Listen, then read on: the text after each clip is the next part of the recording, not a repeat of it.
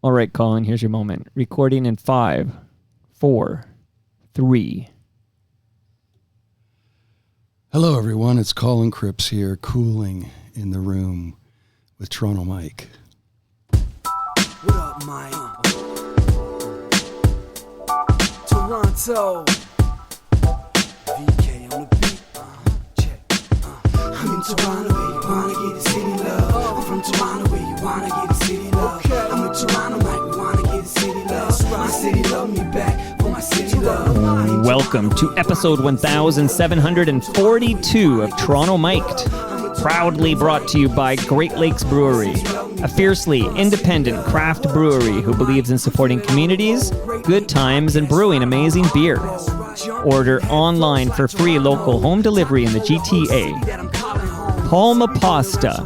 Enjoy the taste of fresh, homemade Italian pasta and entrees from Palma Pasta in Mississauga and Oakville. Toronto's Waterfront BIA. Check out what's happening on Toronto's waterfront this summer. Blue Sky Agency, the official distributor of Silen's quiet, comfortable, and customizable office pods. Create sanctuary within your workspace.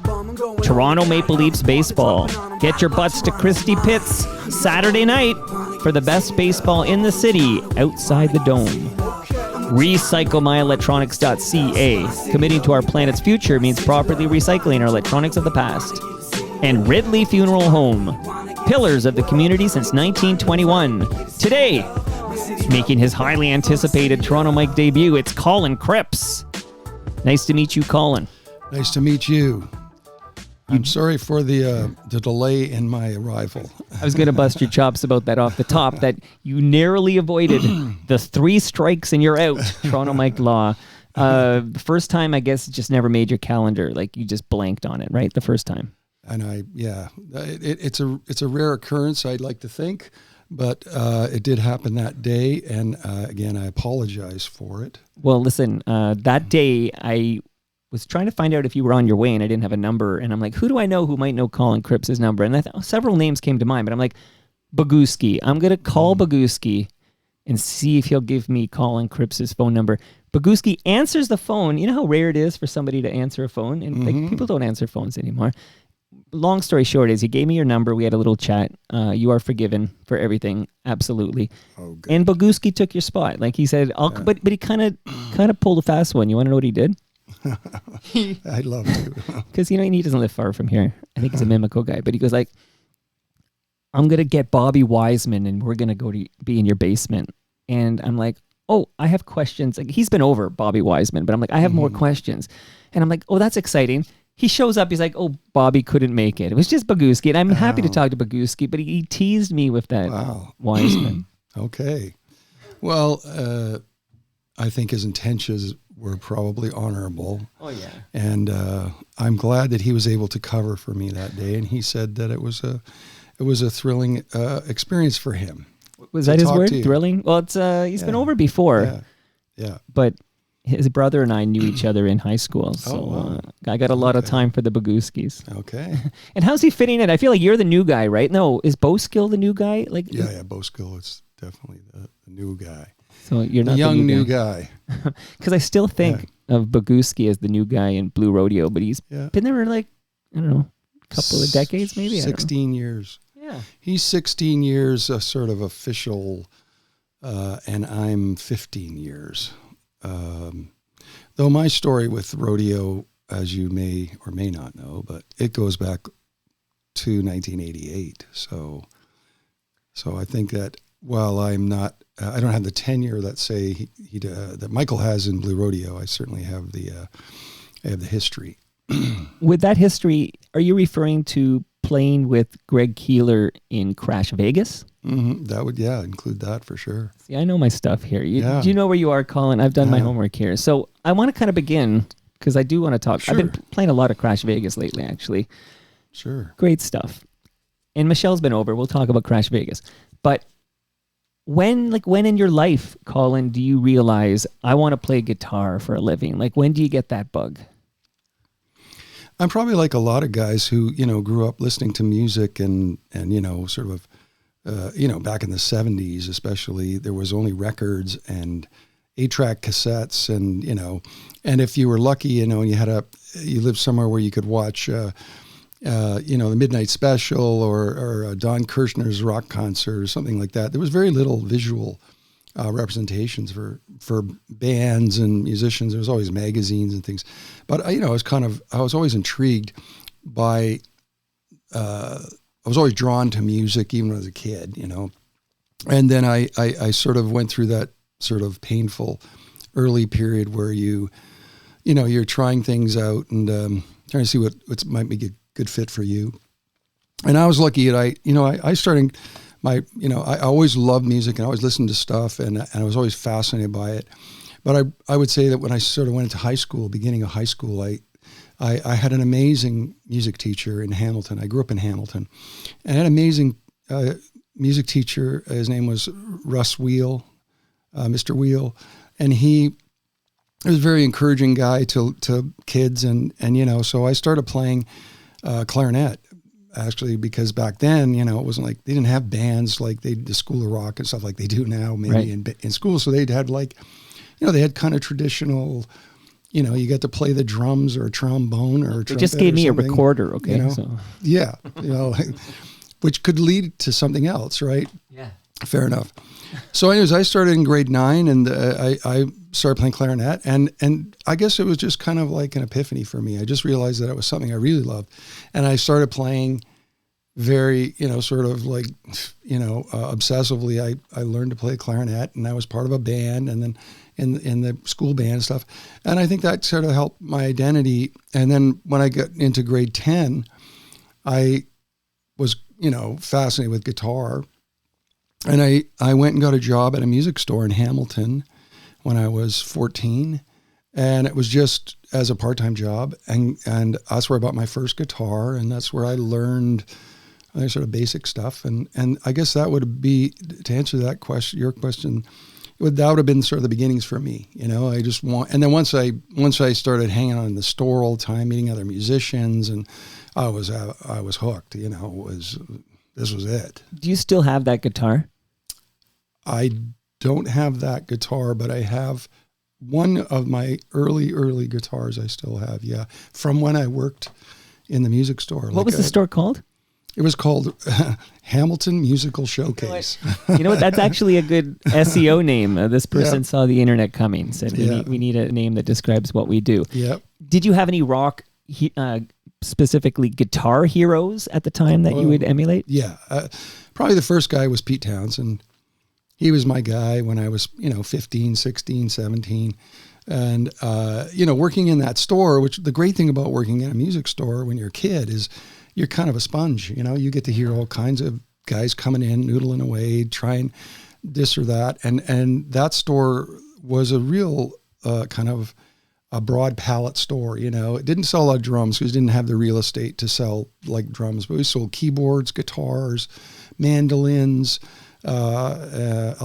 anything to do, pedals. So it kind of got everybody in there. And so I met a lot of guys who were like folkies, for example, and they'd come in. And there was this kind of sort of in the late 70s, it was like kind of a folk boom, especially bluegrass and that sort of group of people. So I got to hang out with guys who were like that. And I met some early on I met players and musicians who are still sort of well known from that world. And so, like you're a sponge, I had my hero. My hero was Pete Townsend, but I was kind of, I was meeting all kinds of players and guys were saying, well, you got to listen to Leo Kottke, or you got to listen to Bert Jansch, or you got to listen to, Tony Rice or great acoustic players. And so I I've never asked other guys my age now what that was for them, but I was just kind of like, until probably 1981, 82, I was just kind of like here, there, and everywhere, Well, hearing you talk about working at the music store, it's like when you hear Quentin Tarantino talk about working at the video store, right? It's like you're just around all the movies, you watch all the movies, and that's where you want to be. You are around all the instruments, because it's worth noting, sure, you're a guitar guy, but you don't just play the guitar. Like, we're going to walk through this, but you're multi-instrumentalist, right? Well, I dabble in other instruments for context. Really, they become tools as it goes, right? Okay, and possibly even the saxophone, Yes. as Homer would say. Yes. Okay, that's a teaser, Yes. actually. Okay, that's a teaser. Yeah. Yeah. Through this chat, too, so we're going to, because I'm going to get you, in a moment, we're going to get you to Crash Vegas. But Sure. there are questions that came. So I mentioned you obviously forgot you were supposed to be in my basement, and then I did that whole Bagooski thing. And then we did reschedule it, and then you had to move it, which was cool, because you gave me a heads up, and that's cool. That's life. And then this time, there was some bets taking place. Will Colin Cripps go over 3? Because 3 strikes you're out. You know that, and you don't want to be fair enough. You don't want to be banned from the fair enough. Toronto Mike podcast. And I don't want to be banned. No. No, because I realized I still got to get Basil on the show, so I got work to do with Blue Rodeo. To be quite frank, but one of the notes I'll just whip at you right now is Jimmy Cooper says Colin Cripps is like Canada's version of the Wrecking Crew. Well, that's an honor. I don't know if I could say I've lived up to it. I appreciate that. I think that, everyone has their story. My story was when I started, I was kind of a sponge, as I said earlier. I just want to learn all kinds of things. And then I think, as most musicians do, they either are fortunate enough to meet other players that become part of their tribe, let's say, their group. And then you foster these your own voice from that. You kind of go through technical school, let's say, sure. And then you want to become a graduate, and that's sort of like, all right, well, now you got to step out on your own and do things that are your own. And for me, that was always sort of like, after I was probably in my late teens and that, I thought, okay, I got to figure out my own thing, my own voice. And my influences were certainly there, but I wanted to become, more of my own sort of sound or my own voice. And so, when you think about great session musicians over the years, like they're sort of chameleon-like, right? They assimilate to the situation that they're in and what's sort of asked by the song and the writer or the singer. And I think that's probably I see that as an amazing accomplishment, because it's hard to sort of reinvent that, on a sort of regular basis. But I ended up wanting to just find my own voice. I realized that my influences too, once I figured out that my influences were such strong voices in their own right, and it didn't matter if they were technically amazing, like, sort of, next level style players. It was all about the voice. Like I'd hear somebody's playing, I go, and that's so-and-so. And that became sort of my mantra after I was about 20, is just wanting to be that guy. And I suppose I was fortunate enough that as I developed my voice, I was able to get other situations, get involved in other situations as time goes on. Say one band finishes, and you're like, what am I going to do? And then another door opens, and it's like, okay, well, part of the reason that I felt like I was able to sustain and survive is because I had tried early on to create a sound or a voice that people could say, well, that's that guy, You need the Cripps sound. Oh, give me a Cripps. Where's the Cripps sound? Oh, let's get Cripps. Yeah, Gavin Brown calls it cripples. He calls me there's guys who call me the crippler, and and it's an honor for me, because I genuinely think that is the ambition. That was my ambition. I hear other players who are incredible technical players, and they, they can walk circles around me that way. But I feel like I was always on this journey to create a voice. And if that's what I've done, and to Jeremy's, is it Jeremy Cooper? Jimmy Cooper. Jimmy Cooper. To his, accolade, mm-hmm. I would say that that's been my goal. Now, okay, so this journey that we're going to walk through now begins in Hamilton, and it's appropriate that Hamilton Mike sent in a few questions, but a comment off the top from Hamilton Mike. Hello, Mike, by the way. Mike has come out to some TMLX events at Palmas Kitchen in Mississauga, And I do have for you, Colin, a large lasagna from Palma Pasta. Do you enjoy Italian food? Absolutely. You gotta. Wow. You're gonna love this Palma Pasta. I know you're an East Ender, but it's worth the, as they say, it's worth the drive. Well, I grew up in Hamilton, which is a very, I'm more akin to this side of Toronto. If the West End. Yeah, because it's closer to Hamilton. Yeah, more. Yes. I call this the Hamilton side. Yeah. And that's very generous. Thank you. I look forward to it. Yeah, and since I'm giving you lasagna, I'm also giving you some fresh craft beer from Great Lakes Brewery. Wow. Also made here on the west side here in South Etobicoke. You didn't know you were getting all these gifts. Did you know? Maybe did Boguski tip you off? No, I have no expectations. No, thank you. Hamilton Mike's comment though, before I read DJ Dream Doctor, who will kind of get us to Crash Vegas, but Hamilton Mike says, I can't wait for the Colin Cripps episode. It's cool that one of my guitar heroes is a local Hamilton guy. Oh, very nice. Well, thank you. You're representing the Hammer. Hamilton Mike, yeah. I got to talk to my lawyer if he's allowed to call himself Hamilton Mike. But DJ Dream Doctor says, can you ask him? So I'll ask this, and then I want to find out, I don't want to skip anything interesting, but this is a Crash Vegas question. But sure. Can you ask him if he remembers, this is funny, being interviewed on Radio Arundel at University of Toronto, Mississauga, which we called Arundel College back then. When Crash Vegas played Arundel, I conducted the interview with a colleague, and we were asking Colin questions between playing tracks from the vinyl Red Earth. Oh. Any memory of this, Colin? I would like to say yes, but unfortunately, I've had a few lapses over the years, so I don't recall it. But just so he's not disappointed, there's definitely a larger period of that time that I don't remember, like a lot of specific events. I kind of have to be reminded of them. So are you in recovery now? No, nothing like that. Okay. Just a blur, like, I don't know if this happens. It's because, when a rock star comes on and they talk about the black holes in the memory, it's usually like, oh yeah, that was my, my cocaine era, or my heroin era, or my drinking like a fish era.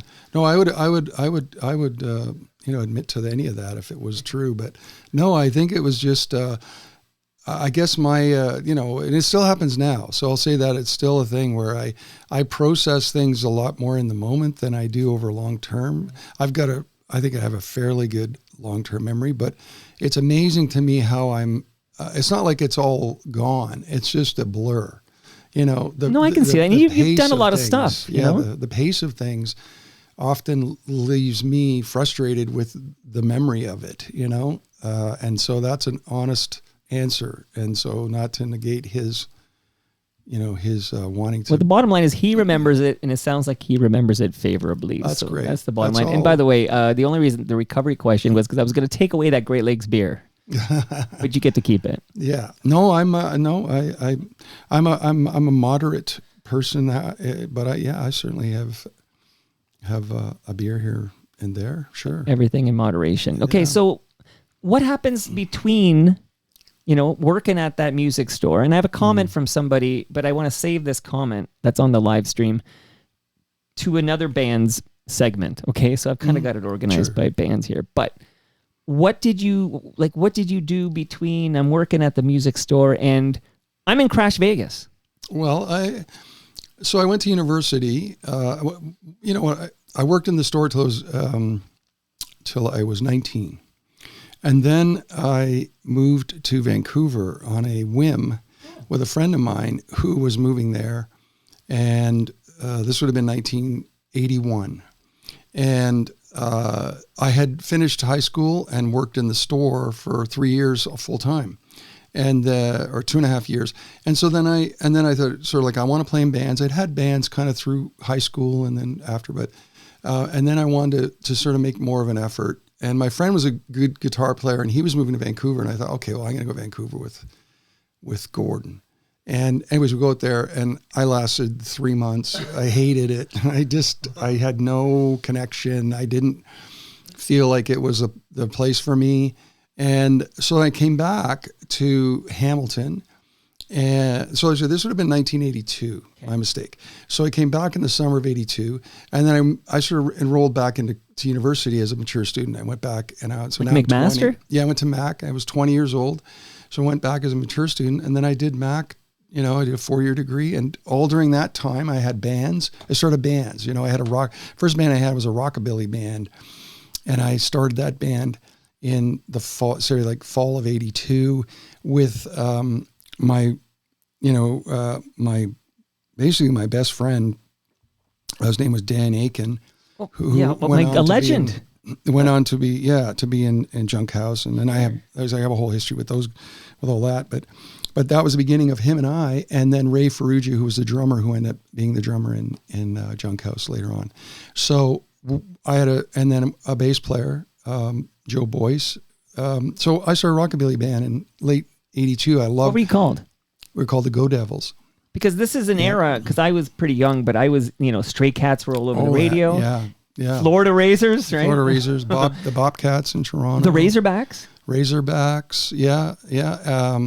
And there was Handsome Ned had a band back then.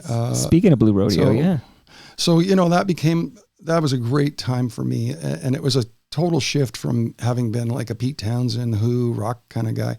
And I just embraced the early rock and roll and rockabilly and country swing. And that was 82, 83, and then into 84. Yeah. We did that. And I played regularly, and I was going to university and met some really cool people. And we used to open shows together with the Handsome Ned's band was called the Sidewinders. And we used to open with him because we got really friendly, and we come from Hamilton, did shows in Toronto, and then it kind of ran its course, so by say early 1984, I kind of shifted again. By then I was like listening to all the sort of early post-punk, new wave, but guitar driven new wave, I loved Johnny Marr, and I loved Edge and Charlie Burchill from Simple Minds, and there's a number of players. That landscape all of a sudden really appealed to me because it made me feel like the guitar had been sort of again reimagined as an instrument outside of just being a guitar. Like you could play and create soundscapes and things like that. So I really got into that, and then had bands that were sort of obviously influenced by that era, and made some recordings, and went to school, and then when I finished university, which was 1986, I auditioned my friend had gotten the job playing keyboards with the Spoons, which was not. What was the name of this friend? His name was Scott McDonald. Okay. And so the Spoons were not my wheelhouse. They weren't my thing. That was a little more. It was certainly had a signature and it had a voice, but it was a little different than what I was into. But they were such great people, and my friend said, "Well, you come and audition," and it was my first foray into being a professional musician, let's say. So, where I would be a touring thing, and up to that point, I'd always had bands, and I was playing around town and so on. But I'd never been a touring musician, so I went and auditioned and got the gig, partly because I played the sax too. So, which. Questions are coming your way, Colin, because we're on the Spoons segment. Yeah. So firstly, the individual that's on the live stream. Yeah, there you go. So we're going to ask specifically about this song. But on the live stream, Spoons legend Rob Bruce. Oh, beautiful. Says, I loved Hamilton Musical Showcase. He says he would go there when he was 12 years old and stare at the synths. Oh, yeah.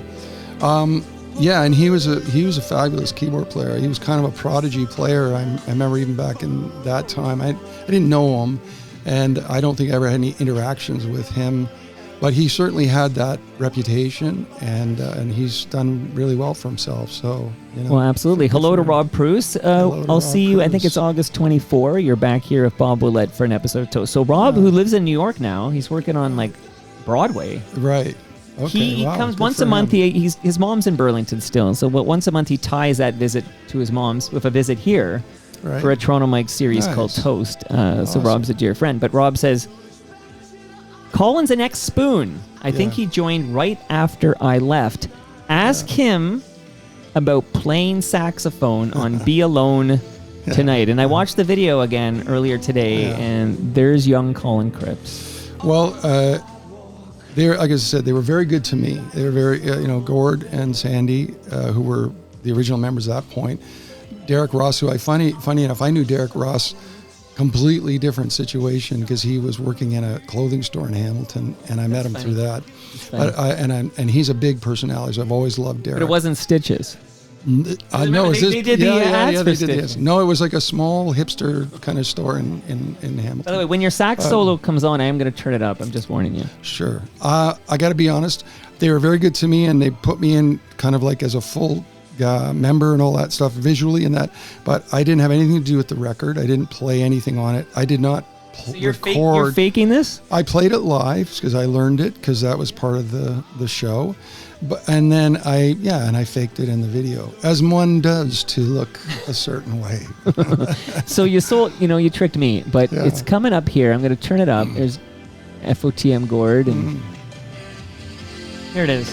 There you go. It's kind of, I call this potato quality because it's ripped from like a VHS recording of Much Music. But, so you're playing the sax in the video, you played it live, you're not on the studio recording. No, I'm not on any of the studio recordings.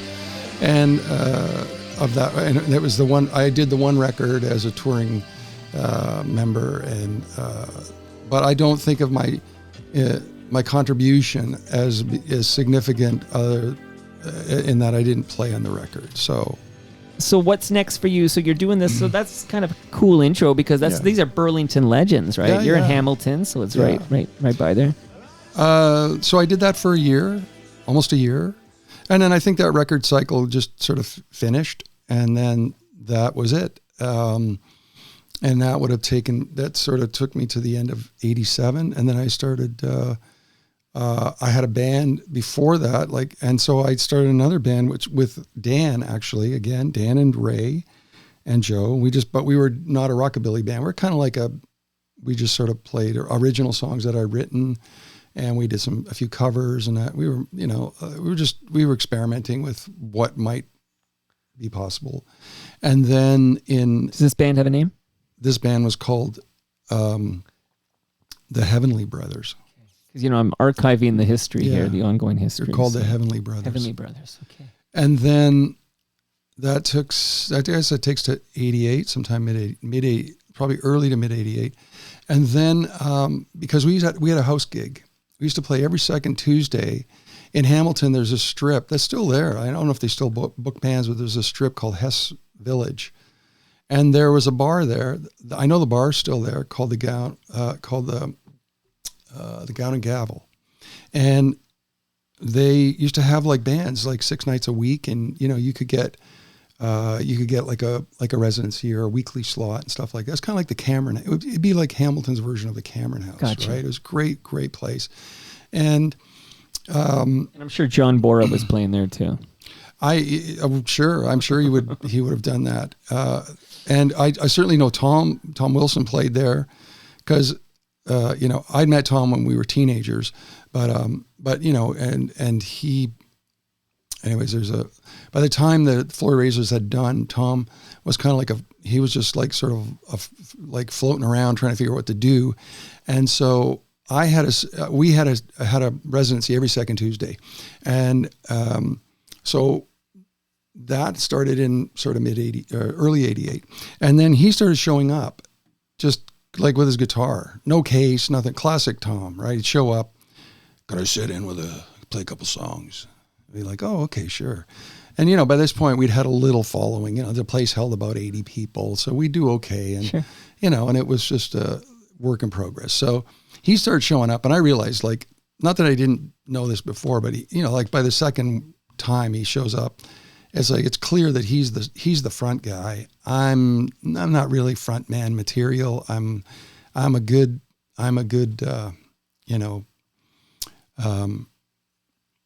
definitely good on as your side, kick. But anyways, So that You're started. Keith Richards, is what you're telling me, but you're no Mick I'm Jagger. not Mick Jagger, no, and I'm not Tom Wilson, and I'm not Jim Cuddy, and I'm not, any. You're no Gord Depp. No, I'm certainly not Gord Depp. But so that band was going, and then Jocelyn Lanois, who also lived in Hamilton, the whole Lanois family and everything, all based in Hamilton, and we all knew each other for years and years before that. So Jocelyn started coming to the show, and one Tuesday she said, I'm part of this band that's just started, and we need another guitar player. Would you come and audition? And I went, okay, sure. So I came to Toronto, and that was the beginning of Crash Vegas. They'd probably been going for 3 or 4 months, kind of as a thing. And Greg Keeler and Michelle McAdory were a couple. They'd been a couple 10 years before that. Well, Michelle's all over those early Blue Rodeo videos. Like that's Cry. Hers. That's her. So they said, she said, will you come on audition? I said, yeah, sure. So I came to Toronto, and I was still playing. So I was playing in the Heavenly Brothers. I had my thing, and I was, and then I came and they had sent me a cassette of like 3 songs. And I think they had 3 sort of demos of songs. And one of them was the song called Red Earth. And I don't remember the other 2, to be honest with you. But I sort of worked up. They just said, well, just do what you would do on the songs, come up with a thing. And that was kind of my audition. So I come to Toronto and come to this place that at the time Greg Keeler was living in. It was just like a warehouse space in off Sororan in West End, of Toronto. And so I brought a Telly and a Rickenbacker 12-string, which I still use now. And the Telly I still use, and an AC30, box AC30 in my little rig.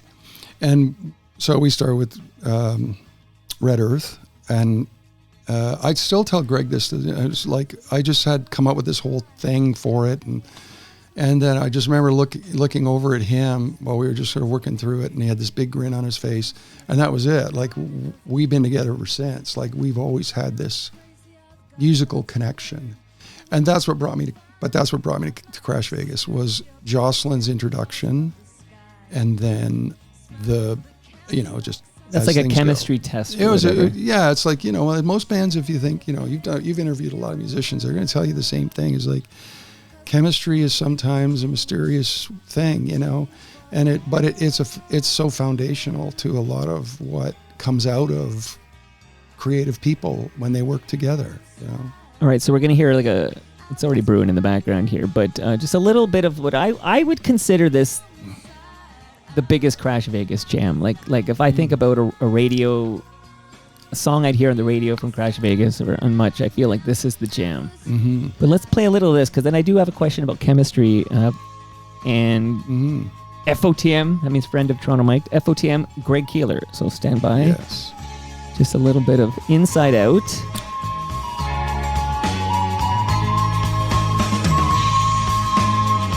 This is the part I should be talking over, but it didn't work out that way. Well, interesting, I can tell you that I played the recorder because it came from my clarinet days. Of course. That's why I could do it. I see all these people just passing by tomorrow's headlines, familiar crimes, and I wonder, it makes me wonder.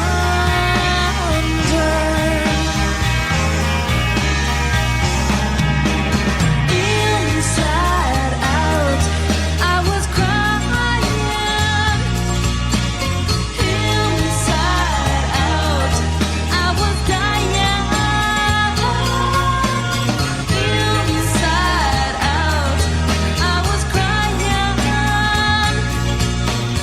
Inside out, now I was lying. What do you think when you hear Inside Out in the headphones right now? It sounds good. Like it sounds orchestrated in a way that I always like in good recordings. I like to hear orchestration or ideas that have sort of been worked out, and I hear that for sure. I hear the the innocence of it to me, it's like early days of making records but having a sense of purpose, that you're going for something, and I felt like that period for sure, that song, definitely captures that. I used to get a lot of, guys used to joke and, they take the piss out of me over the recorder solo. I was like, well, why'd you use a recorder? It's not very cool. And, you have to realize at the time, it's like we were trying to create things that had maybe not been heard and they were just, you're grabbing at things and trying things, and then you see what feels right. And for some reason, a guitar solo just didn't seem exciting because there are other songs that work better. So sure. I like that. When I hear it now, I go, well, that was also something that, that was maybe why it stuck out a bit more in the audience, I think the whole single is fabulous. And I'll tell you, so I've had Michelle McAdory. It always sounds weird when I say it out loud. I had Michelle McAdory in the basement. Well, she visited the basement. She came on Toronto Mike. She's a niece of the great Bob McAdory, the late great Bob McAdory. Yes, very much. Yeah. Fun Toronto fact there. Okay. Yes. But Michelle, who was wonderful, and we had a great chat. In fact, I messaged her on Blue Sky today because I've been listening to a lot of Crash Vegas this past, just preparing for you. Cool. Third time I prepared for you. So I'm listening to a lot of Crash Vegas, and it's gorgeous. Like, her voice is great. It just sounds so wonderful. I always wonder, maybe the question I have is regarding Greg Keeler. So Greg Keeler is like a founding member, but of course he's got this side gig. Yeah. Yeah. So what happened there? Did you guys just boot him out because he was distracted by Blue Rodeo? Like what happened with Greg Keeler in Crash Vegas? Well, for the first year, Greg and I played guitar, and there was there were recordings sort of as developed, but nothing substantial. There was always kind of like demo ideas and things like that. But any of the shows we did in that first year, it was Greg and I. Like, he'd be on one side of the stage, I'd be on the other. And the truth is that Blue Rodeo had, they'd put out Outskirts. Yeah. They were still a weekend band, so to speak. Like, they would go and play on weekends, but they got very popular very quickly, at least especially at that level. And so I think it became more and more apparent that by the time they were getting closer to recording Diamond Mine, and then what obviously came subsequent to that, there was just it wasn't realistic for him to be able to keep doing both. And we, in the time that first year, we had luckily, we were a very incestuous thing in that we shared the same rehearsal space. We ended up getting the same management. We got signed to Warner Music as the same label. So there was this very, there was a lot of things happening in that year. And I think because of that, and then Greg and Michelle wrote songs together, like Inside Out is Greg and Michelle. And then Michelle and I started writing songs together. And I think the truth is that we just wanted to have more autonomy because we knew Greg couldn't do both. And if you're going to get a record deal and you're trying to make your own thing happen, you kind of have to just say, like, we're going to go over here and, we love you, Greg, and you're going to go over there because that's obviously where you're going to go. And then it just became like an understanding. The joke part of it is we say, oh yeah, we kicked them out because, we wanted to be here. But that's through, if I'm being honest now, I'd say like, it was just like a lot of great things were happening at the time. And you're just kind of like, okay, well, we're going to do this. You're going to do that. You're always going to be part of this where you feel comfortable to want to. We made all of that record, Red Earth, was made kind of in pieces. Like a part of it was recorded in Hamilton.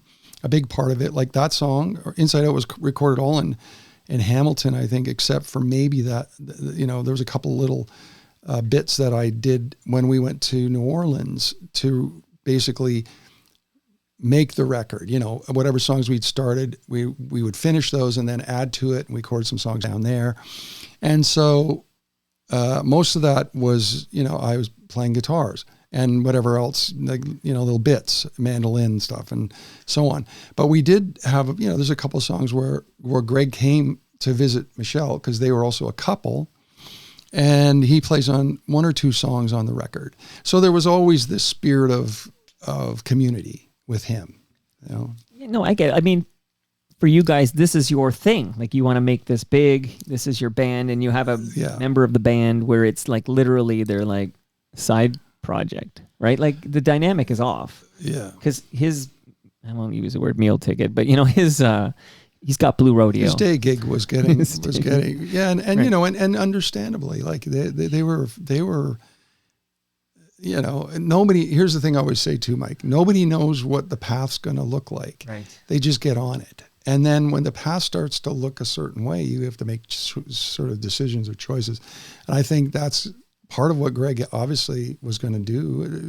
And it made the most sense for him to do that than to stay with trying to juggle two things. And obviously you guys stayed tight. You're in Blue Rodeo today, Colin. Yeah. Yeah, no, it's Spoiler always alert. been, it was always I knew Greg first. We've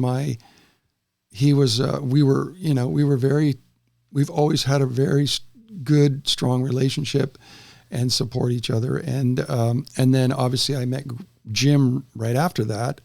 And so, it's funny how these things happen where you become part of a big family. And then as life goes on, things come and go. Well, we'll talk about a few more things that came and went. But I would just assume if you're playing with Handsome Ned, like on Queen Street or something, you're bumping into Jim Cuddy and Greg. Like Jim Cuddy, when I actually recorded with Jim at the Woodshed. Oh, cool. So I biked my gear and I set it up in the woodshed. Although I felt like I was just warming up, and then he said I got a dentist appointment. Like so ever since then, I put my when I have a guest on, I'm like, you don't have a dentist appointment in 15 minutes. This has become like a code for you're not gonna bolt because you got a dentist appointment. But a great chat with Jim, by the way. But he went on and on about the inspiration of like Handsome Ned on Queen and how key a figure Handsome Ned was to Blue Rodeo. Yeah, that's very true. Such a small world is what I'm saying. Okay, by the way, I mentioned Hamilton Mike. I got to read this line because it's kind of I guess this is kind of pre-Crash Vegas, but it'll bring us nicely to how you end up in Junkhouse. But Hamilton Mike wrote, 30 years ago this summer, I worked at the Southam Info Lab in Hamilton with the great Judy Donnelly. Oh, yeah. Who lived in a house with her partner, Dan Aiken, and this unnamed guitarist. Colin Cripps is a Hamilton legend, and since there is no Hamilton Legends podcast, Toronto Mike more than fills the void. Oh, by the way, if I ever hear about a Hamilton Mike podcast, I will call my lawyer, Lorne Honickman, because that's unacceptable. But how do you, what happens with Crash Vegas, and how do you end up in Junkhouse?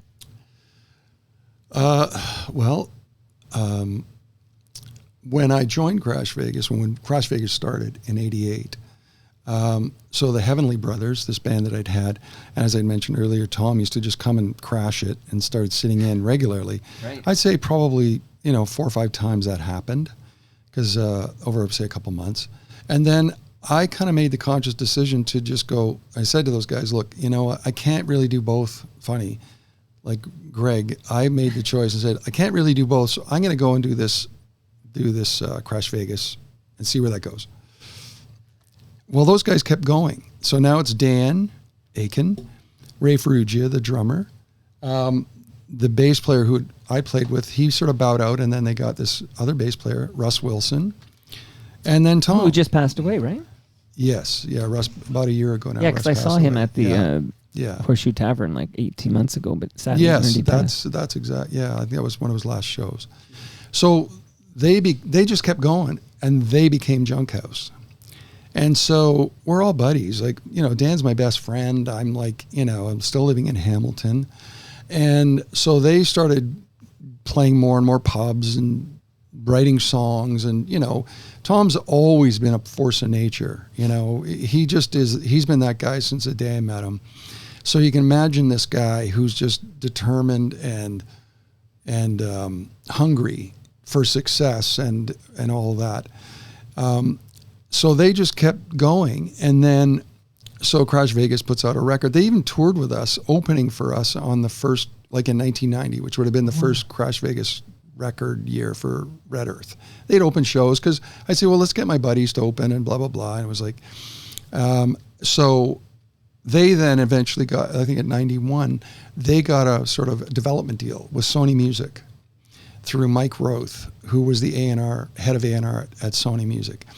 And then they started wanting to record, and they asked me to help produce their early stuff. So I produced their first demos, sort of demo development songs for the deal and stuff. And then they put out this little EP, sort of like a cassette, like a 5-6 song EP. And I produced that. And Tom and I wrote some songs together, and they ended up on the record, on the cassette and stuff. So it was just honestly, Mike, it was just a natural progression like everything else, where you're just going, okay, well, my buddies are trying to get their foothold. And then I'm sort of there to support them, and I did whatever made sense. And then eventually they ended up making their first album, Strays, with Malcolm Byrne, who'd done Red Earth, and also did Diamond Mine. Wow! So he's from the whole Hamilton camp. Sure. I met Malcolm Byrne in 1987 because he was living in Hamilton and he was dating Jocelyn Lanois. And he became. I need a whiteboard. I got to connect all these dots. The tree Wow. The Lanois tree alone is pretty unbelievable. If you ever want it, that'd be a good podcast. So you do the Lanois tree, where it's just all the tentacles and branches to Dan. And I would do that. Yeah. So anyway, then to answer your question, Malcolm had produced. I'd done stuff with Malcolm. He'd produced Crash Vegas. He does Strays, the first Junkhouse record, which is a successful record for them. Although he's still pissed. Tom's still pissed CFNY wouldn't play it. Like CFNY didn't play Strays. Well, that's surprising. Maybe because the first single was Out of My Head, and it was a bit more bombastic. Right? It's definitely more Q107 for sure. But ironically, I would say to Tom now, I'd say in the long term, that was the way better suit for the band, and they're still going. And I know for a fact that Q107 plays the song "Shine" as like one of their sort of rotational classic songs. Oh, I've got now, it queued up here because that features a young Colin Cripps to Shine. Yeah. So I'm going to play that in a minute. But so anyway, to answer the question, I'll try to make it short. So no, it's great. So we end up having all these connections to there, and I worked with them while they were doing stuff with Sony. And then Crash Vegas, our third record, we got dropped after our second record. Our third record, I had sort of done stuff with Mike Roth at Sony, and I said, look, I went to him and said, look, Crash Vegas doesn't have a deal. Would you be interested in talking to us about anything? And he said, yeah, well, let's do this thing for, they were doing a sort of celebration record of Neil Young's at the time. And so, well, let's do a song for the Neil Young thing, and you guys can come in and record that. So we did that. We went and did this song called Pocahontas. And then we got signed through that song because it was so successful as far as the recording, and they loved it. And so we got a record deal with Sony. So now I'm at Sony doing stuff with Mike Roth. Junkhouse is on Sony. I'm helping with songs on their second record, I think was in that. And then that all sort of happened until 86. And then in 96, pardon me. 96. Yeah. In 96, Crash Vegas ends. I sort of shut it down. Well, at least I shut my involvement down with it. Is that because I was just burnt out, and I was tired with some of the logistics of trying to keep a band at the level that it is in Canada. It's really hard. And I was honestly just burnt out, Mike. And I just worked to that point. I needed to sort of take a break and do something different. And lo and behold, I said, I'm leaving, and or as soon as I'm done. And then within 3 days, Tom finds out that you're a free agent. I'm leaving, and says, well, now you're going to be in Junkhouse. And I was like, no, I can't do that. I said, I can't. This is the truth. Like I said, I can't do it. I said, I want to produce records. I want to write songs. I don't want to just be a side guy in a band that's already going.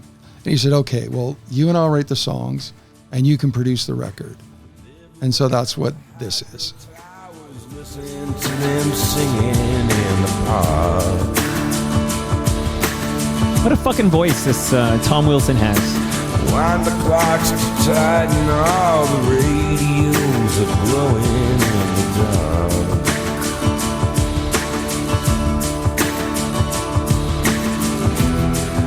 The mothers lie down in the daytime and dream about Hollywood. I know that they'd get there if they could.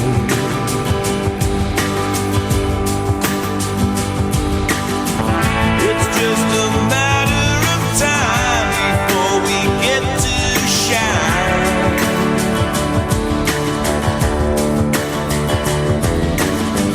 It's not a question of when or who does the crime.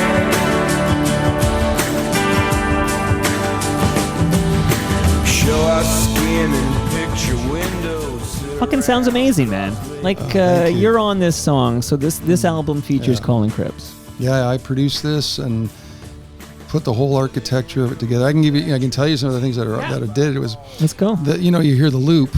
The loop was I started with a hip hop loop that was going. It does sound very hip hop. I just sit in this, sat in the studio. So I took that loop and slowed it down. So that's the part you hear is that. And then I wanted it to sound like hip hop meets Glenn Campbell. And that's what I tell everybody now. So you listen to it, you can hear like there's a hip hop beat that sort of just goes through it. And back then, a lot of the songs, the loops were popular. Like I was listening to a lot of Beck, and I was listening to things that were sort of like of that ilk, that where you could take samples and manipulate it. But then so that was the foundation. And then the guitars were just like, I wanted to sound like Glenn Campbell. I don't know. I was just like, I wanted to be like a hook, twangy hook. And then the drums, that's the real drums that come in after the first chorus. That's Ray. And I wanted the kit to sound like Ringo. It's a mono kit. It's like minimal miking. So it just comes up the middle and it has like an energy, but this whole song's driven by, and then Tom's vocal, he did a great job. That vocal, I think, is probably 2 takes. We just did a lot of things live. He would sit with I don't know if you know microphones at all, but there's a mic called a Shure SM7, which is kind of big.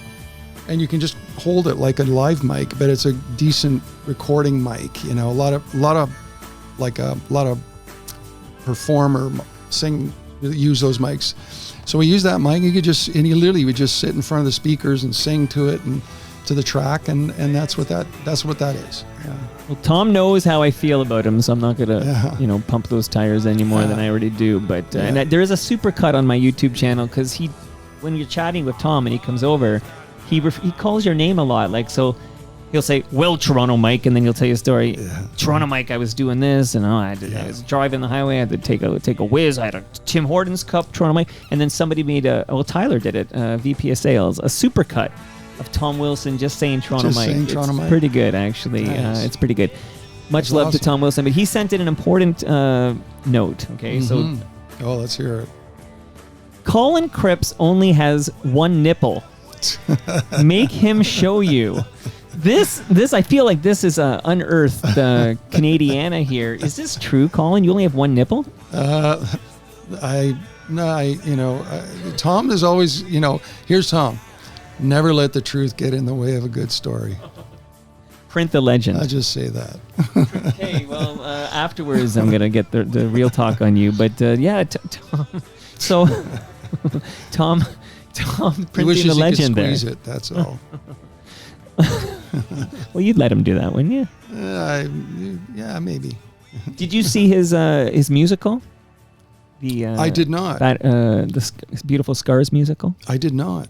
No. Well, they had a guy, an actor. They hired an actor to play Tom, and I was thinking, you can't. There is nobody who can play Tom. I thought Tom's got to play Tom. They had an actor who played Tom.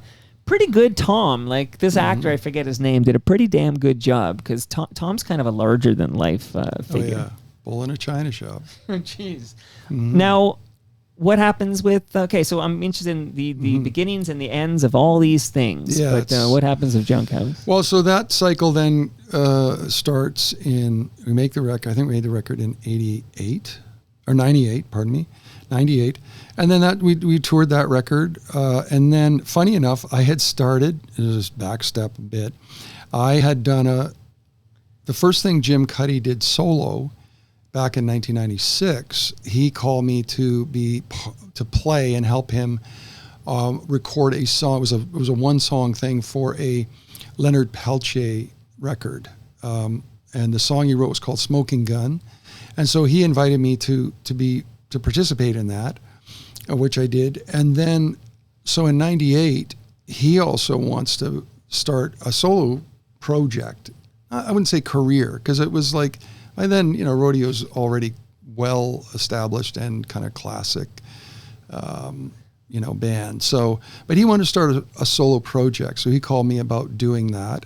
So in 1998, I did the Junkhouse record, and I also did Jim's first solo record.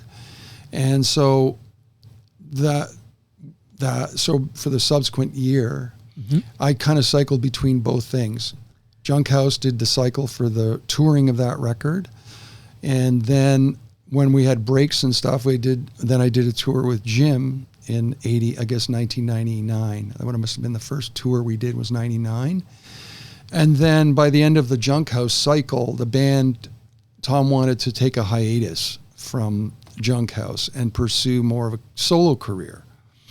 So then in 1999, 2000, I'm starting to produce more records for various artists, and it included then doing Tom's first solo record, and then just things came after that. So that takes, I guess, if I'm thinking about it, that takes me to the year 2000, right? In the year 2000. Yeah. Okay, now here's what we're going to do. I'm going to take a moment to shout out some upcoming events. Yes, absolutely. And give you another gift or two. Oh. And then we're going to pick it up with, I got so many comments and questions about one particular thing you've been up to. And then I'm going to do some quick rapid fire stuff. Mm-hmm. And then we do need the Blue Rodeo story. Sure. We got a lot of it from Greg, but we need it from the horse's mouth here. Okay. So Saturday night, I'm going to be at Christie Pitts because I'm loving this vibe. I'm loving this value of going to these Toronto Maple Leafs baseball games. Have you ever been to a Maple Leafs baseball game at Christie Pitts? I have not. Yeah, I'm putting you on the spot here, Colin. Oh, Okay, no, I have not. Yeah, that sounds like an amazing night out. Yeah, firstly, it's free, so the whole city can come fill the hill at Christie Pitts, and it's excellent baseball. It's very entertaining, and you can drink without worrying about hiding it. You can have a beer, okay? So you can drink your GLB. You can get left field makes a Leafs lager. You can buy a hot dog or two and just take it all in. So I'm going to be checking out the Leafs on Saturday night, and I did get from the Maple Leafs, they sent over the history. So underneath this beer, I'll just move that over. Oh, wow. There is a book for you, Colin, on the history of Toronto Maple Leafs baseball. Oh, so thank you so much. Lots of swag for making the trek west here today. Awesome. You'll know all about this. I look forward to this entertaining team. Wow. Also, I'm happy to be working with the Waterfront BIA and basically talking about all the amazing stuff happening on the waterfront. I literally took a bike ride yesterday to the new park in the Portlands that just opened up. And I'm not going to say the name because I forgot to jot down how to say it properly and I don't want to butcher it. So, but I'll talk more about this in a future episode. But all the great cycling, the events that are happening on the waterfront. And I was on Toronto Island last week. That's part of their jurisdiction there. But I want to specifically shout out this weekend, the Habari Africa Festival. It's a multidisciplinary African arts festival returning to Toronto. It's free. It's all ages. It's a fantastic weekend of rich art, tastes, and sounds from the African continent. So that's taking place Friday through Sunday. That's the August 8th through the 10th. And it's all happening at Harbourfront. And that's one of the many cool free events that are happening on the waterfront this summer. Do you ever get yourself out to the waterfront and see what's happening near Harbourfront, etc.? Colin? I do actually love it down there. I think it was, we were talking earlier about cycling on the waterfront trail. So Did you do a lot of definitely- biking? you know what? I was very, very avid until probably about a year and a half ago. And I don't know, for whatever reason, my schedule has made it difficult for me, which is not an excuse because I used to do it, but, and I was very regular. And it's certainly something I need to get back on. You know, I have nice bikes. I love the medicinal value of it. So, Absolutely. It's my medicine, actually. yeah. Well, I'm going to see you on the trail. Maybe you're coming from the east, I'm coming from the west. Maybe we meet at like Trillium Park or something. Yeah, And then we there you go. do a ride here. New sponsor alert. This is exciting. Blue Sky Agency. Now, Blue Sky Agency has forged partnerships with these established office furniture brands like Silon and Green Furniture Concept and Rouliard. And Doug Mills, he's the man behind Blue Sky Agency. Hello to Doug. He's eager to chat with any and all listeners of Toronto Mic'd who are looking for dynamic and creative work environments. And you can write Doug right now. Doug at blueskyagency.ca. Let him know you're an FOTM. Thank him for fueling the real talk here on Toronto Mike so we can have great conversations like this with Colin Cripps. And you can engage him about dynamic and creative work environments from Blue Sky Agency. And speaking of great partners, I want to give much love to Brad Jones from Ridley Funeral Home.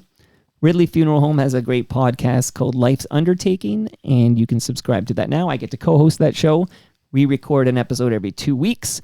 Ridley Funeral Home, of course, pillars of this community since 1921. And one final tip for you, Colin. I envision you having like a drawer or a closet or a room full of, I don't know, old electronic stuff that doesn't work or old devices or old cables. Don't throw that in the garbage. Go to recyclemyelectronics.ca, put in your postal code, and then find out where to drop it off to be properly recycled. That's a free tip for you, Colin Cripps. I like it. All right. Thank you. And now, where are we now? Okay, there's so many. So I'm going to, that's right. I want to address this because so many questions came in on this. So let's do this now. Then I'm going to do the rapid fire, and then we're going to do Blue Rodeo, and then we're going to take a photo, and you're going to tell all your friends how great it was on Toronto Mic'd. We're going to do that. Okay. Okay.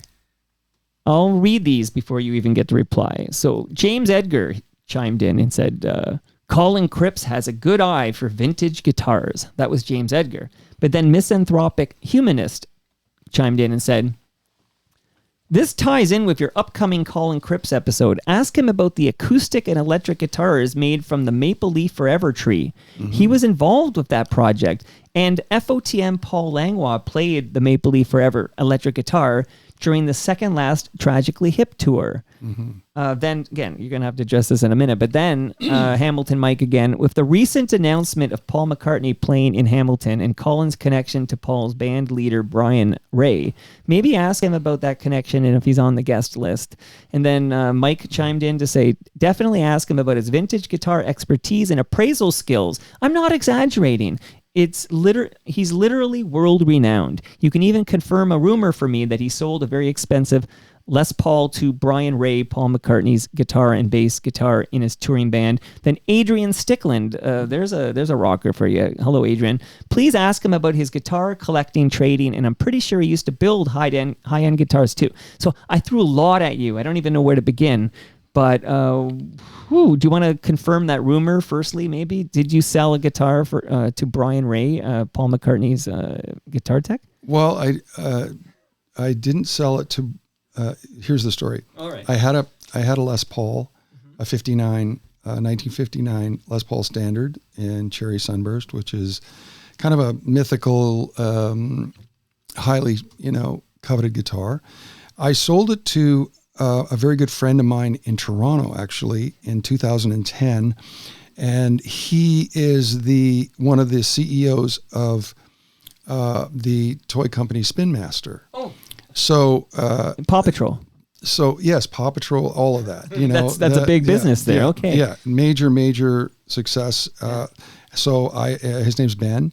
I sold the guitar to Ben, and Ben had it for a few years. And then Ben called me one day and he said, I'm not comfortable with this guitar. It's too valuable. It's I love it, but I'd like to use the funds for something else. I said, okay. Well, at that time, I had started getting friendly with Brian Ray. So this would be about 2012. And I was getting friendly with Brian, and he said, I'm looking for a burst. We call them bursts in the guitar world. He said, I'm looking for 59 bursts. I said, okay, well, you know what's funny you said that, because my good friend Ben just called me, a couple weeks ago and said he wants to sell the one that I owned, and I can hook you up. I can hook you up with Ben. You guys can talk and do whatever. So Ben actually went to New York, brought the guitar to him, and they had a great time together. And Brian bought the guitar from Ben. So what was my Les Paul in a previous life, but that relationship. That's an amazing story. That relationship with Brian has been very, very strong ever since. I've gone to see him. I've helped him find other instruments. He's a big guitar nut like me. He texts me probably 3-4 times a week, and he's just a wonderful man.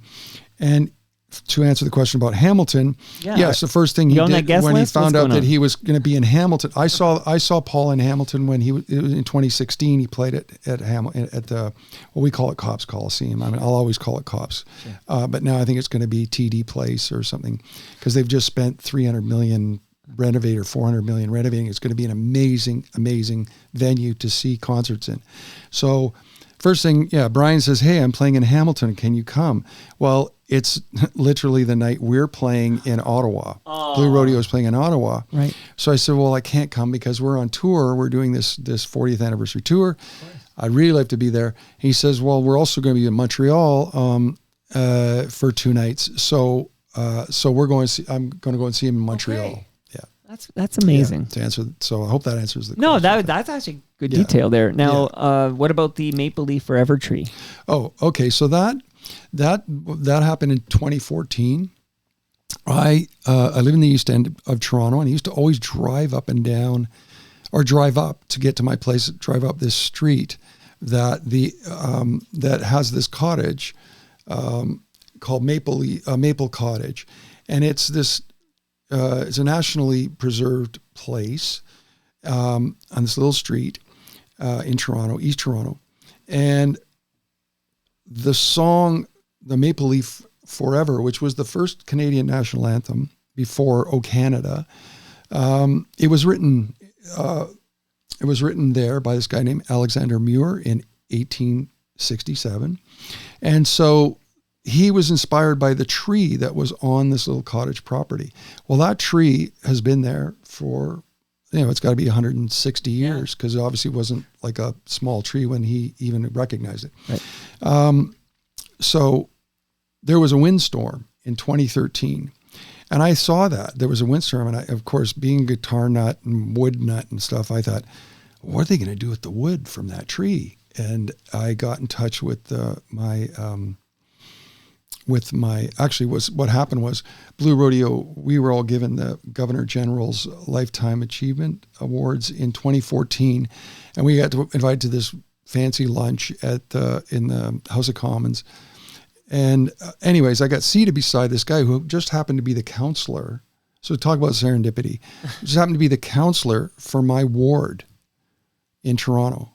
And it includes that tree in the cottage. And so I'm sitting there talking, and I go, you know what? I want to know about whatever happened to the wood from the tree. And he said, well, here's a great story. He says, when the tree was blown down in a windstorm, so they have cultivated all the usable wood, and it's being kiln dried, and they're going to give out allotments to repurpose it in a way that celebrates the national heritage of Canada and the history of that tree. And I said, well, I have this great idea then. I'd really love to make a guitar from it if I could get some of the wood. So that's what happened. He helped me get the Which commission. counselor was this? I'm drawing a blank on his name. Okay. Yeah. Okay. Wonderful guy.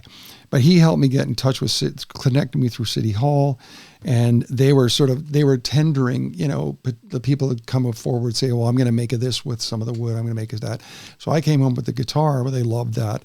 So they gave me the wood to do the guitar. Amazing. And then I ended up, my friend who I grew up with, a friend of mine who grew up with in Hamilton, who now lives in Peterborough, amazing guitar builder. I called him and I said, look, I have this idea. I want to make this guitar. I'm going to be very specific about what it is and what it looks like and blah, blah, blah. So we made an acoustic. And then as we were making the acoustic, a friend of mine who is an incredible electric builder in Guelph, and his name's Tom Bartlett, and he has his own guitar company called Bartlett Guitars. I told him the story about how I'd gotten some of this Maple Leaf Forever wood from the tree. And he says, well, I got to make an electric. So then we sort of put together the electric. So I had the acoustic and the electric. And the whole idea was that these things would become custodial. It was going to be like, every year or two, somebody would get the guitar and be able to go out and tour with it and make their own story with it, right? So the first year I took the acoustic and I used it with Blue Rodeo and did a bunch of stuff. And then the electric went to Paul Langlois from the Tragically Hip. And he's one fellow FOTM. He's been in the basement. Okay. Yes. Wonderful man and longtime friend. So he got the electric, and then that ended up being part of the last tour, or second last tour. Second last tour. So 2014-15, right? Wow. Yeah. So he had it, and then after that, the electric went to Sam Roberts for a year, which is appropriate because I think Sam told me this story down here that he opened for the Hip more than any other artist. This was the story, and Paul Langlois passed on this guitar. Yeah, like that's your guitar. Like it was. Yeah, well, yeah. I never wanted to take ownership. It was. Well, that's your idea. I put the whole thing together with help from the city councilor, and my friends who are fantastic luthiers. But yes, so I spearheaded it, and now the electrics with Tom Cochran has the electric, and I have the acoustic at home. So it's gone through. The Royal Wood had the acoustic for a while, and then I've had a few other guys. That's such a good name, right? That's his real name. Do you know that? Royal Wood. Yeah. Sounds like a fake name. Yeah, but that's amazing. It's a good stage name. Royal Wood. I actually called him out. I was almost. I think I made him show me his driver's license or something. He proved to me. This is incredible. This Maple Leaf Forever story. That was a very nice thing to do, and I feel like it turned out really well. Oh wow! Just to wrap up, and shout out to Jeremy Hopkin. We've talked about that Maple Leaf Forever tree on his quarterly episodes. He was here yesterday to talk about the Sunnyside. Basically what the Sunnyside was. It was this big amusement park, place where Torontonians would gather, particularly in the 20s and 30s and 40s. But now it's a swimming pool, a pavilion, and Palais Royale. Yes. Have you ever played the Palais Royale? I have, yes, a few times. Yeah, and I mean, I didn't play it I did play it as the original Palais Royale. It was a little, and it was getting more, run down. But it needed to be a sort of, it needed a sort of to be revived. Some TLC. Yeah, a little TLC. And I played it after it was sort of renovated inside. Yeah. Amazing. My joke was I had a CD, a live Sloan CD, 4 nights at the Palais Royale. And then I had the CD, but I didn't even realize I'd bike by. Like I didn't connect I was young. It was like mid-90s or something. And this whole idea in my head of what the Palais Royale was, like, because I had this, 4 nights at the Palais Royale. It sounded like Carnegie Hall or something like that. But very interesting. Okay. So again, God, I could talk to you for hours and hours and hours, and I haven't even got, any Blue Rodeo in here. So I'm going to jump around a little bit, like just hit some spots here. Sure. And maybe we'll start here. I'm deciding on the fly. Let's start with this guy real quick here. Just play a bit of this gentleman. Right. Yeah. And then hear your words about. This is the first song I worked on with him, with Bryan Adams, and it was a thrill, and I have much love and respect for him and his band and everybody. But he took me under his wing in a very generous way, and I spent 2 years with him working on this record, and this is literally the first song we worked on, and I think it turned out great. This song is called I Thought I'd Seen Everything. Seen everything, and that's why I chose it. But it's interesting because I was also reading about your relationship with Bryan, and that you, I guess he did like a BBC special on the 40th anniversary of the Beatles. Yeah, that was probably one of the greatest days of my music career, spending that in London, and working with Jeff Emmerich and Richard Lush, who were the original. Jeff Emmerich was the engineer for all the Beatles records after '65, and so anything you can think of that significant catalog of great work, and he was awesome. And Richard Lush was the original tape op, and they were kids when they started together. So we worked on. Brian was invited to do a song for the 40th anniversary. He invited me to play guitar, and we did Sgt. Pepper's Lonely Hearts Club Band. The first song, the intro song, and we recorded it on all the original equipment that would have been used. That's to use it. You know what? You do need like a 5-hour episode. I think there's a lot going on here in Crippsville here, but that's an amazing. It was like 2007, I suppose. You're doing that. Yes. That's very cool. Yeah. And then we talked about this song, which is the album's called 11, right? Yes. So that's a Bryan Adams record, and it's just interesting that you got to slum it with some guy named Bryan Adams. Yeah. Ah, okay, cool. All right, we'll bring down Bryan, because then I have a question from Rob Del Mundo. But before I press play on this, I was worried about doing this question and playing this song because I didn't want to hurt your feelings in any regard. And I don't know how open you are about all this, but there's a song that's been requested I play and talk to you about. So I'm good with anything, Mike. Okay, good. You're not going to storm out of here. Although I do have this fantasy where my guest storms out. It hasn't happened yet, but if it happened with Colin Cripps, I think I'd be honored. But I'm just going to play a little Kathleen Edwards here and ask you about this.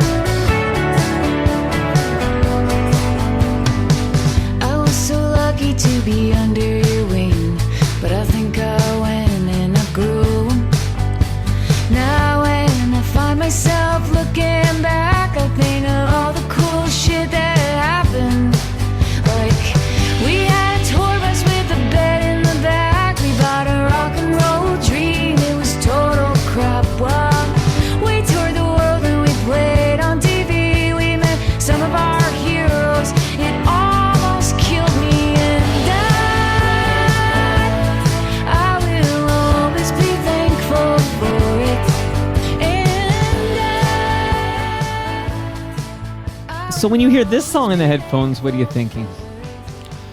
I was surprised at first, not because there was any animosity between us at this point. At the point that this song came out, Kathleen and I were together for 8 years. We're married. I devoted all that time to her and her work, and it's still a very, very fond memory for me. I'm very proud of the work that we did together, and I'm proud of her. And so I obviously have a lot of love for her. And I mean, when we split up, it was tough for a couple of years. I couldn't really have that connection. It was hard to there was definitely some healing to be done, and but when we started to reconnect, it was on all the good things that happened in a relationship where we'd done this great work together, and we still loved each other. And so when I heard this song, it's like she essentially, you know, she auditions a lot of her material to me even now before she makes the records, or she's kind of like, you know, I think she honors our relationship that way. And so when she first played me this song, at first I was kind of laughing about it. I went, okay, well, that's, you know, that is it's an honor to be part of somebody's work. And I'll never lose that feeling about it. And I think it's a great song. It is a great song, and it's all about you, Colin. And I'll read the Rob Del Mundo question, because he said, if you get a chance, play the song Glenfern by Kathleen Edwards during the pod. The song that Kathleen Edwards wrote for Colin Cripps as a way of saying, quote, thanks for the 7 years we spent married, quote. The chorus goes, I will always be grateful for it. Curious as to what his favorite memories are of collaborating with Kathleen, both as a musician and life partner. Well, I think it's some of the best work I've ever done, to be honest. You know, I'm proud of all the stuff that we did together, recording wise. I think she's just an immense songwriter. So to be part of that is still really means a lot to me. And the memories have of touring, you know, I got to do all the things that people dream about doing, as far as, at least in the context of like, what's it like to play Ed Sullivan, or you know, with that theater? What's it like to play Carnegie Hall? What's it like to play, you know, these places and meet people that are of the caliber of musicians and that you've grown up with or that you admire. And so I was very fortunate to do that with her. We met some amazing people, you know, and I made some great friends from just being on tour with us being together. And so those are parts of what people would sometimes, you know, if they're imagining, well, what was that like? That's what it was like. You know, I got to be in the arenas that I never thought I would be able to, or that I would never get to, you know, or that just seemed so far out of reach. And then once you do them, you realize, oh, okay, well, you know, I was really confident in the band. Like, we were confident as a group, and she was a great artist, you know, and, you know, the things that happen that are out of your control, you know, it's a cruel business. It really is, in the sense that, you know, there's no justice in the music business, let's say. You just got to do the work the best you can and hope that things are fostered through that effort. But, you know, it's not always the case. Okay, Colin, you've been incredible. We're going to get you to Blue Rodeo now, okay? Yeah. Don't worry, we won't spend 90 minutes on Blue Rodeo where you are today. No, it's okay. But just, you are kind of a missing link. Like, I'm so glad because, you know, the 3 strikes, you're out. I feel like I would have given you a 4th strike. Like, that's how badly I wanted to have this chat and see how all these pieces fit together. So tell us definitively how you end up a full-time member of Blue Rodeo back in 2013. Well, it started in 2010, actually.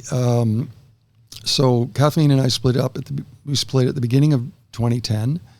And then I had a really tough time for the first 6 months of 2010.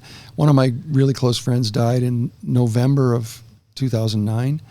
And then Kathleen and I split up January 1st, 2010. And then 3 months later, Dan Aiken passed away. And so I felt like I had 3 deaths in 4 months. So it was a really tough time for me, just trying to process that. And then I had to move. You know, Kitty and I sold the house in Hamilton on Glenfern. We sold that house. And then I wanted to move back to Toronto because I knew that I didn't want to stay in Hamilton if I had to start reinventing what I was going to do. And so I come back to Toronto, and not soon after that, I probably was, you know, through all of this stuff, I was always producing records too and stuff. So I was probably working on somebody's record.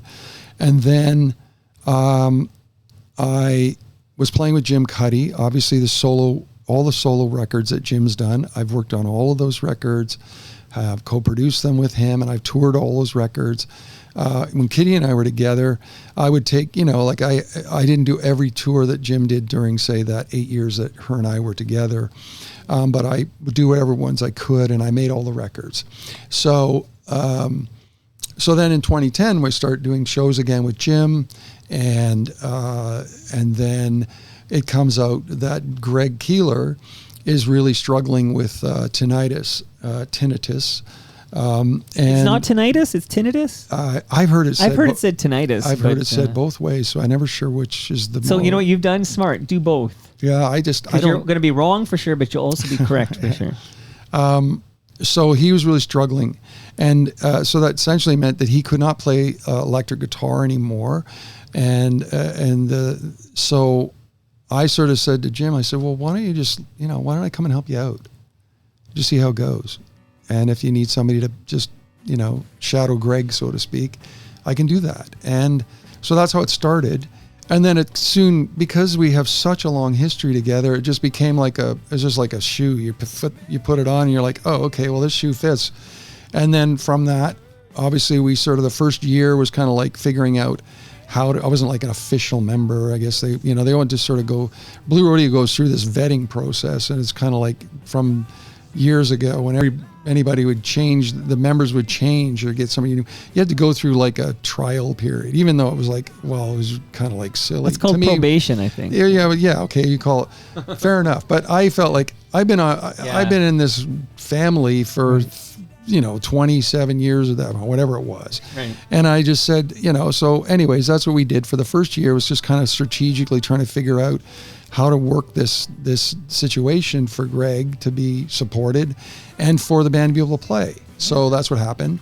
And then it just sort of turned into, okay, well, now we're going to make a record. So then I start making the records, and it's like, now we're back to being like what I've always done, which is working on songs with Jim, and him and I woodshedding, and then working on songs with Greg, and then woodshedding, and then the rest is history. I could just wrap it up in a nice little ball. It just became like, okay, well, now you're in the band, you've always been part of this. I played on one of the records, actually. I'd forgotten this, but I played on Tremolo 30 years ago, because, Greg always loved my Ricky 12-string stuff. Well, you co-wrote No Miracle, No Dazzle. And and that song is on, so. That's on Tremolo, yeah. So, so there's always, there were seeds from the past, and, but it's just a great fit. Like, it was like, if you're going to have to make this change, you're either going to continue and it be a new version of what you are, but not a stretch from anything you've ever done. And I think that's why I was a perfect fit for that. Well, it's a new morning sun for you, Colin. A little bit of a Blue Rodeo song of Colin Cripps as a full-time member. What do you get, like a jacket or a badge? What do you get when you're a full-time member? I'm still waiting. Well, you got that Governor General award. Did you feel like you start getting accolades and awards and things that you feel like you very generous to have been given those considerations. But did you get on a stamp? Yes, yeah, I'm on a stamp now too. So there's no Junkhouse stamp. I feel there should be though. Well, it'd just be one giant. It would just be Tom. One giant melon. We call him melon head. Toronto Mike. Yeah. Gotta pull that super cut here. So you're so again, even though it started earlier than 2013, obviously, but I guess that's when you got your. That's when I got my wings. You got my official wings. But yeah, I was there in 2010. Kind of a dumb question. I know the answer, but do you want to name check everybody currently holding that badge for Blue Rodeo? So you got. I mean, I'm just basically name your colleagues. Oh, yeah. Well, there's obviously there's Jim Cuddy, Greg Keeler, Basil Donovan, and those are the only three OGs left, right? The original, the OGs, and then on keyboards, Michael Boguski, fabulous Michael, and Glenn Milcham, drummer, who's been there since 1991. He's been there a very, very long time. He's like an OG. And then you have myself and Jim Boskill. Jim Boskill is a phenomenal multi-instrumentalist, and he's So he's the youngest member of the band in age and in tenure. And what date are you at the Budweiser stage? August 23rd, Saturday, August 23rd. Do you have the record for, as a band, most times played that venue? I believe Blue Rodeo has the record now. And you're probably second place at Massey Hall, maybe. Second place? I think second place to Gordon Lightfoot, but he was so far ahead of anybody that it would take another, 20 years to get where he is. There's time. There's time. Well, for some there may be, but not for, I don't know. I don't think I have that time. Well, I am going to play one more song here. Again, this has been amazing, but I want to play. Oh.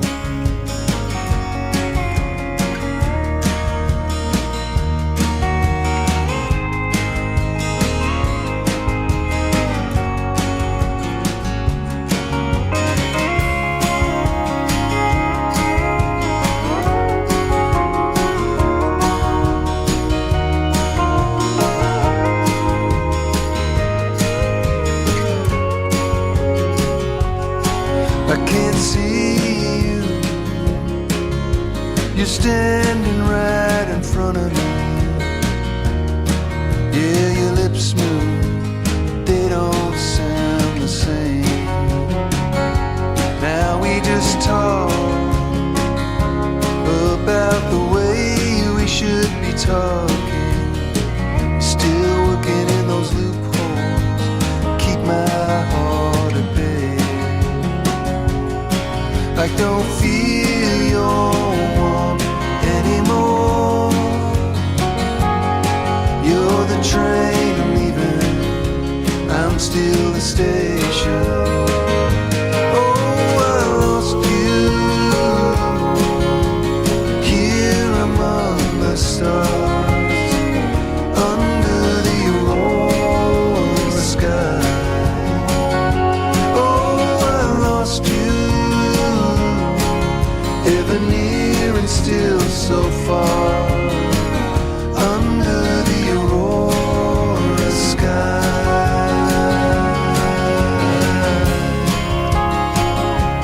All right, two-part question, Colin. One, what are we listening to? And two, how do you feel listening to this in the headphones? Aurora Skies. This is I've only made one solo record. This is it. I put it out in 2014.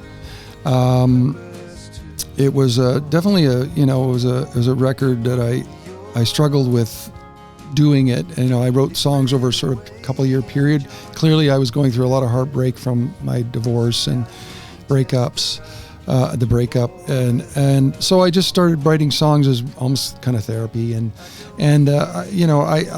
I would do things in pieces. So I probably had like 4 or 5 songs over the course of a year or so. And then a friend of mine, Chris Stringer, who's an amazing producer, engineer, who's done a lot of great music over the years, and a good friend. He's in. I have a surf instrumental band that he's part of as well. Don't tell me. CNC Surf Factory? Yes. Yeah, cool. So Chris, I played him a few of these songs, and then he just got on to me and he said, "You have to finish this. You have to just do it for yourself." And so this was it was good for me. He was really, really instrumental in that. And then I just did it as a sort of personal record. This song was obviously one of the first songs I wrote, and it was me trying to sort of. One thing I've always done, and this might make sense to your listeners and to you, is that I've made a lot of records over the years, and I've always been a fan of listening to records that have a beginning, middle, and end, and that have a sort of a thematic sensibility, even if it's not necessarily what you as the writer had always imagined for your work. But with this record, I sort of went, I'm not a tenor. I don't sound like, I'm not a big belting lead singer. I'm kind of a narrative singer. I feel like I'm a strong backup singer, so I do a lot of that. And but this is kind of my Gordon Lightfoot record. I wanted it to sound Canadian. I wanted it to represent the sort of the sadness that I was going through. I thought, okay, if I'm going to do it, I'm going all in. And this was the first song that I thought kind of did that, and then I made it sound like I kept the landscape appropriate. So it's to sort of say, it was strategic in that I embraced what it was going to be, and I stuck with that. So for good or bad, that's what it is. It's a sort of a record of letting go of things and losing things, and it has a Canadian, to me, a Canadian sort of sensibility, if that's the right thing to say. Well, this is cathartic. I must assume you have to get that out. Like, you're an artist. Yeah. This is how you get it out. Is there another solo album in you? I don't know. I don't know. There's other things that come out that have nothing to do with this, like that was that thing. And I don't know. I like to say yes. Well, time will tell. Time is on your side, as Mick Jagger once said. Yeah. Now, we did, you have a lot of history in you that we kind of grabbed in like 100 minutes. But a few names that we didn't actually mention, just to shout them out really quickly here during the extra, but like, you worked with Big Wreck. Yes. The Headstones. Yes. Could you get me Hugh Dillon? He was booked on the show, and then the PR person canceled it, and he never got back on the I'll calendar. talk to, we have the same manager, so I'll happily talk Okay, to I him. desperately, I still have my notes. That was like 10 years ago. I still have my notes. I'm happy to ask our mutual friend. Your mutual friend. Okay, I would love that. And you worked with Dave Hodges' favorite musician of all time. You know who that is? Canadian? Yep. Toronto guy. Toronto guy. It's Dave Hodges' favorite musician of all time. Oh, You want me to help you out? not Ron Sexsmith. Nope, that's a good guess, though. Yeah, I might need some. You worked with Ron Sexsmith?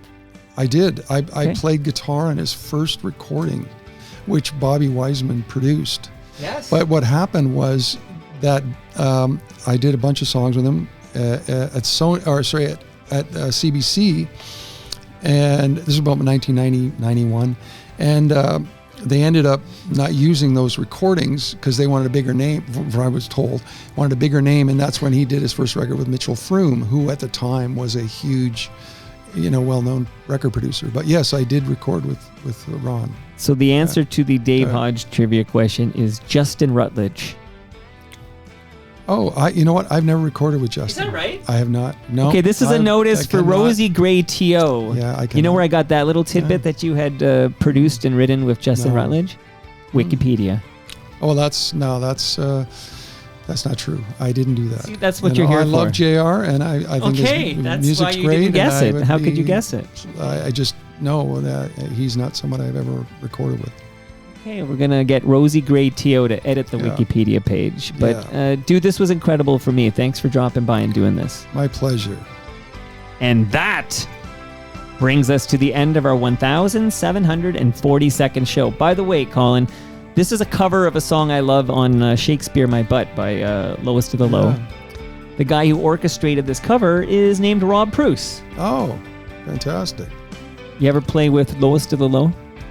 No, but I certainly have had good kind words with a couple of members over the years. Stephen Stanley, Ron Stephen Hawkins. Stanley. And Ron Hawkins is actually, I've hung out with him a bit. Yep. Go My friend- to, yes? My friend plays with Stephen Stanley. My friend Chris Bennett plays guitar with. Because Yeah. Stephen collects the Chris's. Like, Yeah. if you look at his Chris Burkett, yeah. Yeah. Love Stephen Stanley. He's a sweetheart. He comes to Maple Leaf games at Christie Pitts. There's a little I tidbit. think I'm going to have to work that in. Saturday night, I'll hang out with you. Go to TorontoMike.com for all your Toronto Mike needs. Are there any tickets left for Blue Rodeo at Budweiser Stage?